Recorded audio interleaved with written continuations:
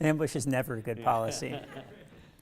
I always liked when employees were specific with what they wanted. And that led to much more productive conversation. So if you have a goal, if you were passed over for a raise, let's say, and I think that you should probably prepare your thoughts, potentially document them in a succinct email or something, some form of that. Send that to your manager and say, hey, I'd like to get together and talk about my career path. These are my goals. This is where I want to be. These are the responsibilities that I want to take on. How can we get there together? Make it a collaborative effort. I would lead with the responsibilities that you want to take on rather than the salary. That if you lead with, well, I want $100,000 a year, well, you're not going to get that meeting. But I would also not disrupt the chain of command, at least initially. Talk to your manager first. That it's your manager's responsibility to either get you that, describe that path to you or tell you to the person that you need to talk to.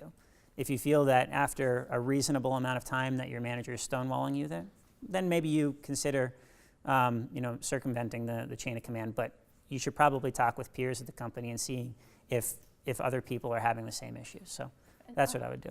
Also, there's generally, at most companies, there's a formal review process about when they're talking about salary increases, when those things are happening.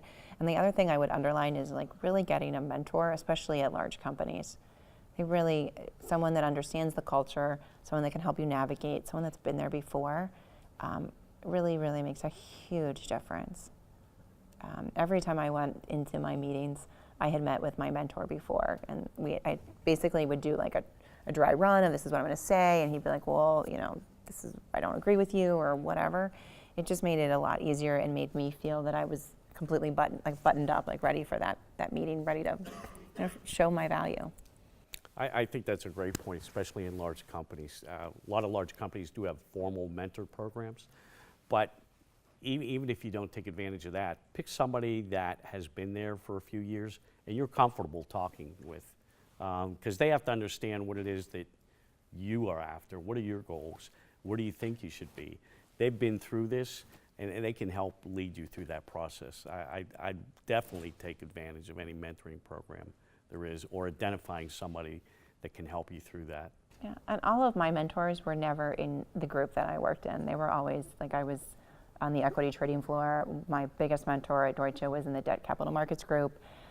And it was just someone that I had met, and we just kind of kept in touch, and it became almost this natural occurrence. The person that was assigned to me, that was always this forced thing, and it was literally are you good? I'm good. Great. Go home. But you really need to proactively find someone, I think, that makes a big difference.